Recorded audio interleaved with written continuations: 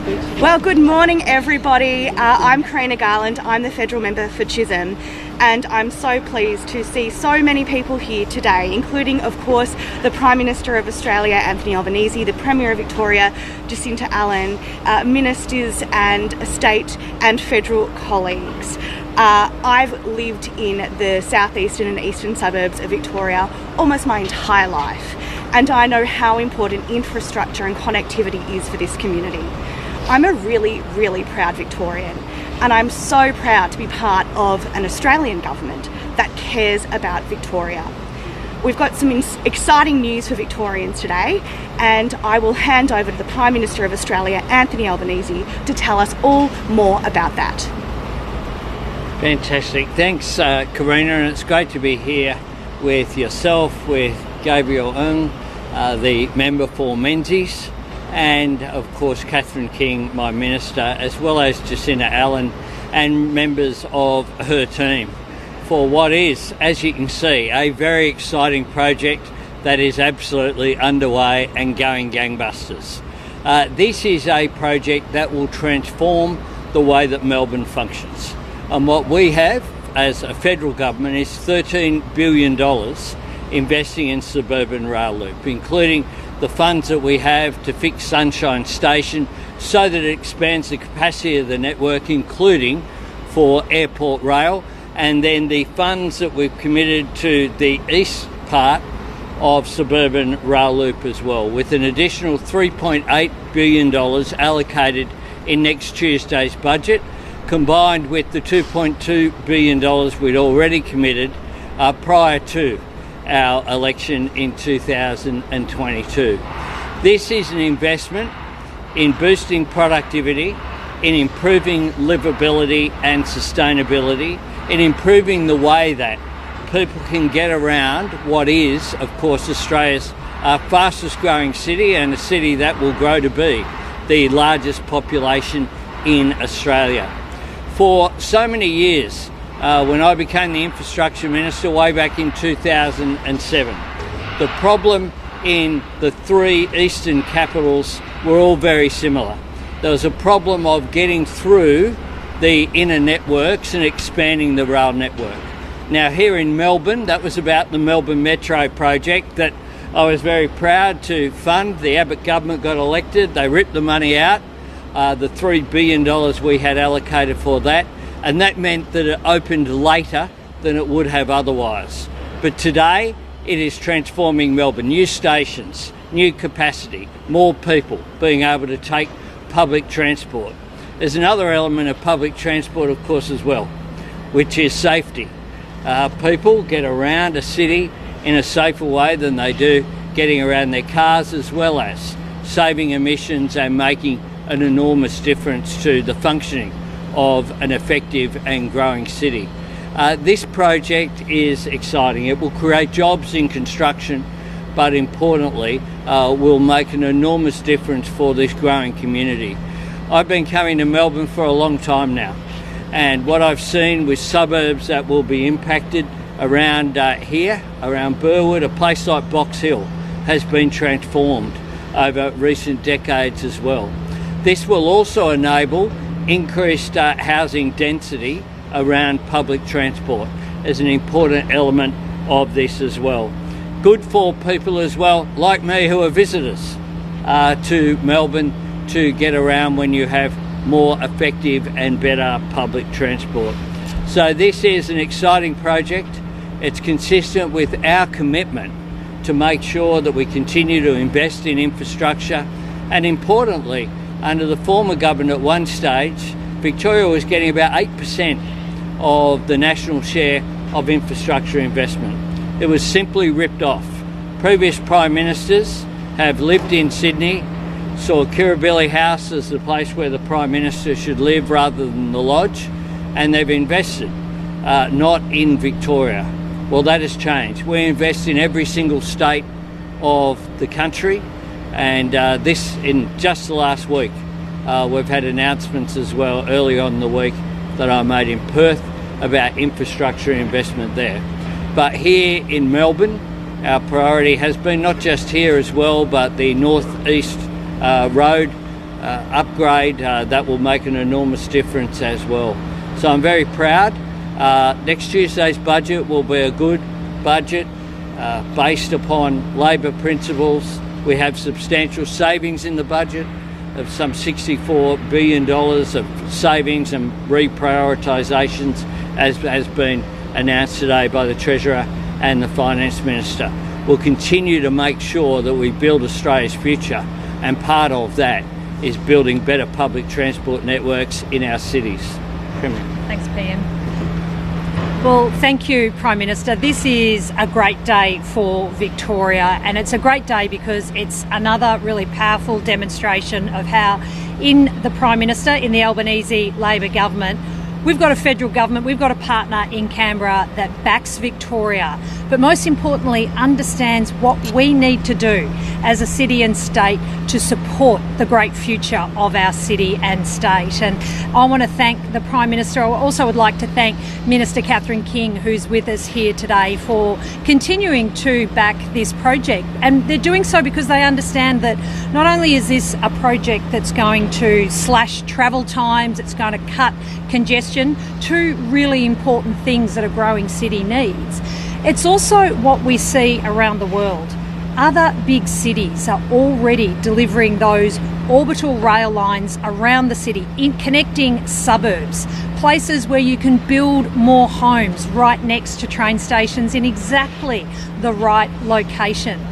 But also too, at the heart of the Suburban Rail Loop, it's a fairness project because it's about giving every Victorian the opportunity, whether you're a young person and you want to study here at Deakin University or you want to study at Monash University, two big and important tertiary institutes that are currently not connected by a train line. With the Suburban Rail Loop, they will be. And that means opening up so many more opportunities for young people to pursue a tertiary education. It means a nurse can get to their job more easily and more quickly at places like Box Hill Hospital or Monash Medical Centre. And on that theme of jobs, it is about connecting more people to jobs and services in our suburbs. That's what the Suburban Rail Loop represents. And that's why it's so important that we continue to deliver and push on and deliver this project, because that point of jobs is also an important one. There's thousands of people already working on this project, and there'll be many, many more as it really does ramp up in the months ahead. And this is about supporting jobs in the construction industry and in the supply chain right now. This means pay packets going home at the end of every week to working people and families who rely on those pay packets going home every single week. And in these uncertain times, the certainty of that is more important than ever before. So I really again want to finish by thanking the Prime Minister, and the Prime Minister touched on the other projects that are being supported by the Albanese Labor government. If you look at the works on Airport Rail and Sunshine in the west, the works here on the Suburban Rail Loop, and then in the middle is the North East Link project. Three big road and rail projects that are ringing our city, that are being delivered in partnership by our government with the federal government, and they're about delivering for the future needs of our city and state, and also supporting those thousands and thousands of jobs right now. We're pleased to report that the Suburban Rail Loop continues to be delivered on time, on budget, and it's again great to have that partner in Canberra who understands what Victoria needs and backs it. Thanks, PM. Thanks, Premier. It's fantastic to be here in Burwood. I'm a Ballarat girl these days, but I spent the first 25 years of my life. I was born at the old Burwood Hospital. I went to Burwood East Primary School, and I went to secondary school at Emmaus College in Burwood on Warrigal Road. So I know this area well.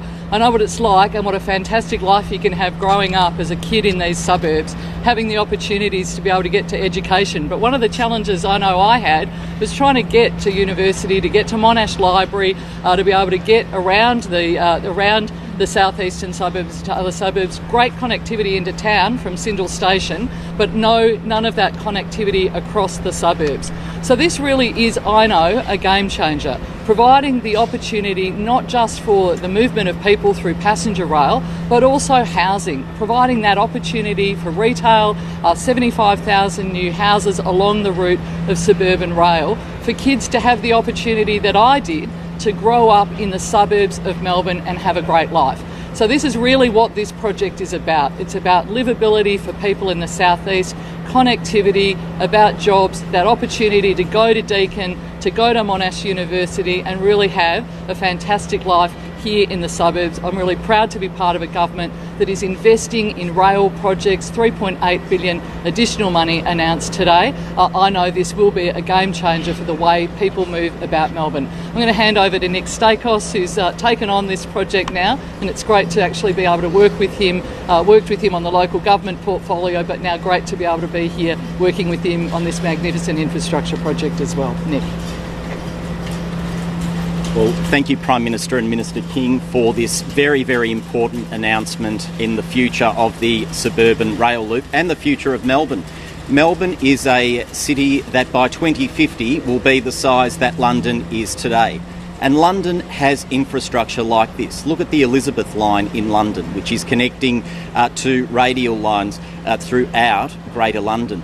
And what the experience has been in London, when you build infrastructure like the Elizabeth line, you're then also building thousands of homes near the stations and creating thousands of jobs. And that is what we will achieve here with the suburban rail loop. It's great to have a strong partner in Canberra assisting Victoria to deliver this city-shaping infrastructure. That is creating jobs. We'll have the tunnel boring machines in the ground this year. Tunnel boring machines don't go backwards, they only go forwards, unlike the Liberal Party. Happy to take questions. Will we actually see these funds you've announced today flow into this project, and where's the rest of the money coming for the $34.5 billion that this project is estimated to be? Well, we already have $2.2 billion that's flowed into this project that has assisted with the early works that we're seeing here. You'll see all of the details in our budget on Tuesday night. Will we have to wait 4 years, 5 You'll years? see all of the money flow from Tuesday night in our budget. 7:30. Jim Chalmers. Tune in. Did the Victorian government ask for more? The Victorian government and I negotiated, as we always do, constructively in order to deliver what was necessary to make sure that this project is full steam ahead. Do you have any interest in committing the full third that the Premier has asked of you? We'll make announcements when we make them as we go, but a $3.8 billion announcement, it always strikes me as somewhat strange that when you announce a $3.8 billion commitment in a budget in 1, 2, 3, 4 sleeps to go, you get asked about what next.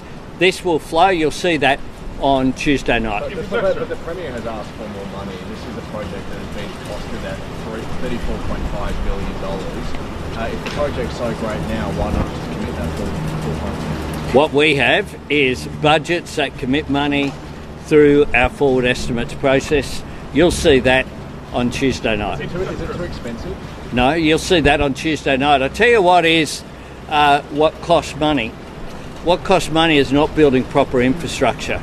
That's what costs money through urban congestion, through people not getting around, people not having homes to live in close to public transport, universities that don't boost productivity as well. We are committed to investment in infrastructure because that is how you grow an economy. That is one of the best things you can do to boost productivity. And as Nick said, one of the things about the great cities of the world, whether it's Paris, New York, London, they all have not rail networks that go all to one point at the equivalent of Central Station. What they have is radial networks as well that enable people to get around a city without going into the middle and then back out again. And that is what this vision does. It's also what the Metro's doing in Sydney, including the work that's underway to the airport there.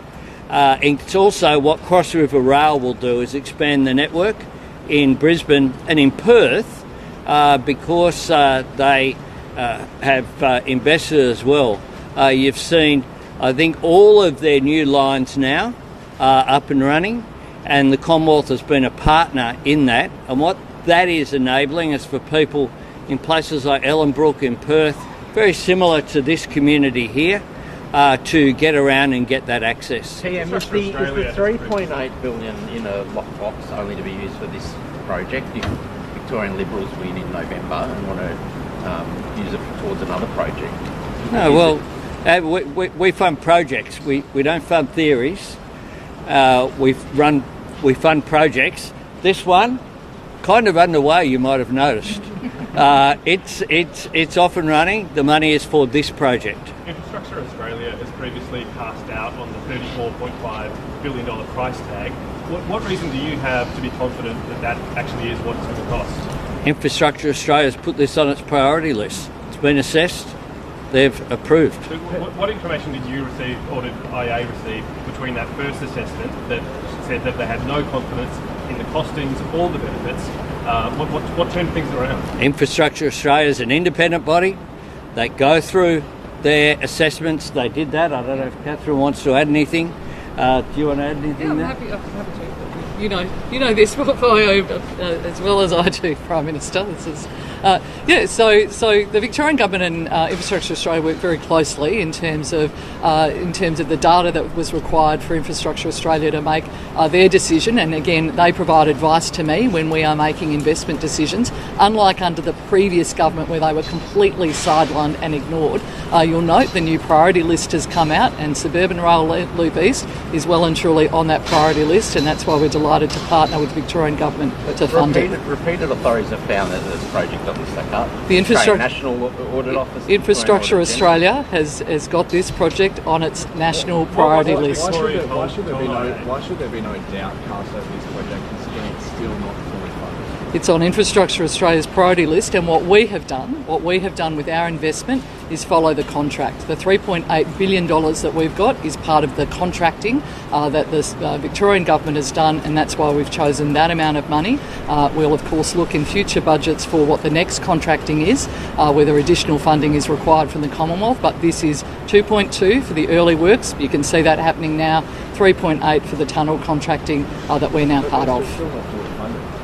Again, I would just say we are following the contracts, and that's what we've done, and that's why Infrastructure Australia has this project on the priority list. It is a game changer for Melbourne. Prime Minister, are you concerned that there have been allegations that some of the crime and organised crime and biking groups that have infiltrated other big build groups, there's warnings that they may have infiltrated SRL projects? How can you be sure this money won't end up in the hands of criminals? Well, there's no place for crime in Australia in any form.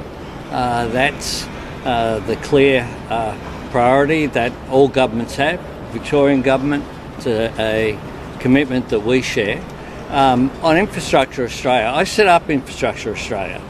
I know the way that it works, and it is absolutely normal for a government to be allocating money based upon the contracts which are issued at the time. Yep.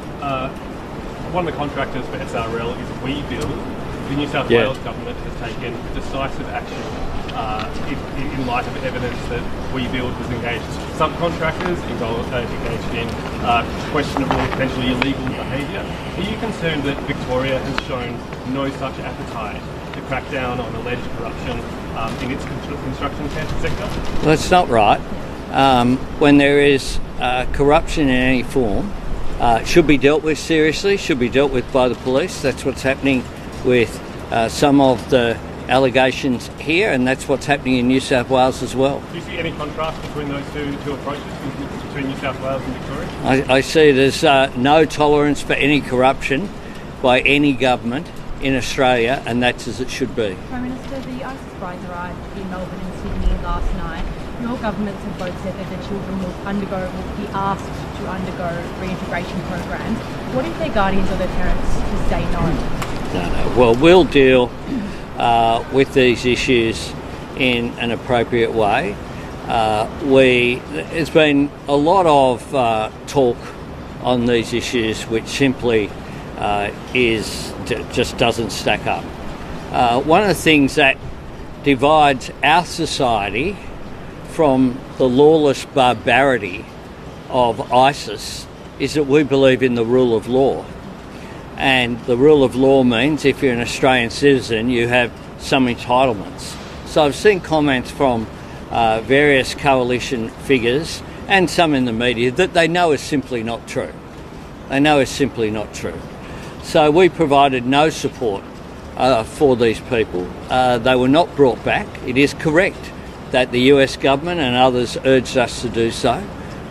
We chose to make our own decisions as a sovereign state and not to provide them with any support because I have absolutely zero sympathy for these people. I do have sympathy for the children, though, who are victims of decisions that their parents have made.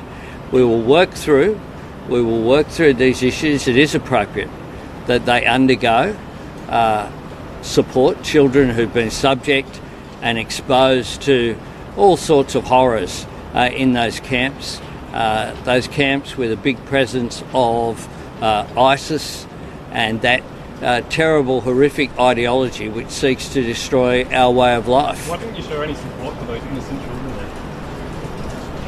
Well, they were victims of their parents. And victims of your indifference. You could have helped them to bring them home. No, they're victims of their parents. We weren't about to go in and to those camps and engage in that action. We made that very clear.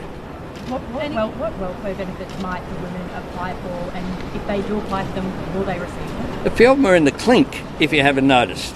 They got arrested and they'll be charged today. There is a woman who hasn't been arrested. They'll be charged today and appropriate actions will be taken by the authorities. I have faith in our authorities, in the Australian Federal Police, in ASIO, in ASIS, in all of our security agencies. I'll back them, I'll allow them to do their job, and that's precisely what they have done over a long period of time, including preparing for any potential arrival that occurred. As we've said, Australian citizens do have rights, but we have a right as a government to ensure that the law is upheld and these people will face the full force of the law. Are you familiar with... had to repay $10,000 for 4 breaches of the expense rule. Your government's trying to save money. Why shouldn't she resign? She's paid back the money. We have IPIA. We have an independent Parliamentary Expenses Authority who's in charge of this. She referred herself to it, which was appropriate, and it was appropriate that she pay back the money that has been done. She broke the rules. And she has paid back the money in accordance with the rules. Doesn't it send a bad message to the public, though, that if you do the wrong thing and you get caught, you just pay it back? She has done what the rules require. Annika Wells is a very good minister, doing extraordinary work. And I note, to give News Corp a shout out, that today I spoke to, or had contact, were texting each other with Mel Pinning. There was a person behind the Let Them Be Kids campaign. That campaign has won 2 awards overnight in Berlin. This is world-leading legislation to make a difference to our kids and to allow them to be kids, as the campaign has said. And I pay tribute particularly to the parents of those young people who'd taken their lives. Those parents showed incredible courage to take what was an incredibly traumatic experience and channel that into something positive for others, so that other parents haven't had to grieve like they have. The fact that countries around the world, whether they be New Zealand, Denmark, the UK, Spain, Greece, Indonesia, following Australia's lead, is something that Australia should be really proud of. Annika Wells has apologised. Is that enough? Should she resign? Annika Wells has apologised. She has paid back the money, has been paid as was appropriate. Should she resign? Bridget McKenzie breached a range of flights while campaigning about people not making declarations. It came out that there were more than a dozen non-declarations that she had made. She did that, and she remains a shadow minister in a senior position indeed. She's deputy leader of the Nationals in the Senate. Annika Wells has only apologised though because she was caught out. The system shouldn't work that way. It's not right. She referred herself to IPIA.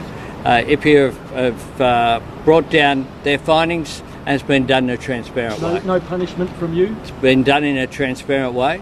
The punishment is what IPIA have said for her to pay back $10,000. That has been done. The Labor Party doesn't have a candidate in the Borough by-election this weekend, so what does success look like for you? Oh look, I think, I went to Albury before any other leader. I spoke to our party members there. By-elections are expensive exercises. The prospect of Labor winning that seat, we've never held that seat. At the election last year, it was between Susan Lee and the Independent ran second. What we're really seeing, though, here is the demise of the Liberal and National parties. This is a seat where the Liberal Party was formed when Robert Menzies went and had the meeting in Albury. It's a seat that was held by its leader, who, during a funeral for one of the Liberals' colleagues who was not successful at the last election, they had a meeting in order to remove Susan Lee as leader of the Liberal Party, and then they wonder why they have a problem with the women's vote in Australia and in Victoria in particular. What we're seeing here, if the Liberal Party can't win a seat held by its leader at the beginning of this year, a leader who I note has been absent from supporting that party during this by-election, then that would be extraordinary. And Tim Fischer, of course, as Deputy Prime Minister and leader of the National Party, proudly held that seat. I regarded Tim Fischer as a friend. I attended his funeral in Albury, his memorial service. He would have loved this project. I'll say that about Tim Fischer. He was a complete rail nerd when it came to that. I appointed him to the High Speed Rail Authority board as well. He would have loved this project because he understood how important rail is. I find it incredible if the Liberal Party and the National Party don't finish in the top two. That would be an extraordinary outcome tomorrow. One Nation does. Who do you see as success though? Is it One Nation or Liberal Party? Well, I'm not a commentator. I'll leave the commentating to you fine people at this press conference. What I would say is that it's extraordinary that the Liberal Party have attempted to chase One Nation down the far right rabbit hole. They've attempted to do that. They continue to engage with extraordinary hyperbole on everything, dialing everything up to 11, and then they wonder why people don't take them seriously as an alternative government. This by-election is a test for Angus Taylor and it's a test for Matt Canavan, and we'll see what the people of Farrer think of them tomorrow when they vote in the Farrer by-election. Thanks very much.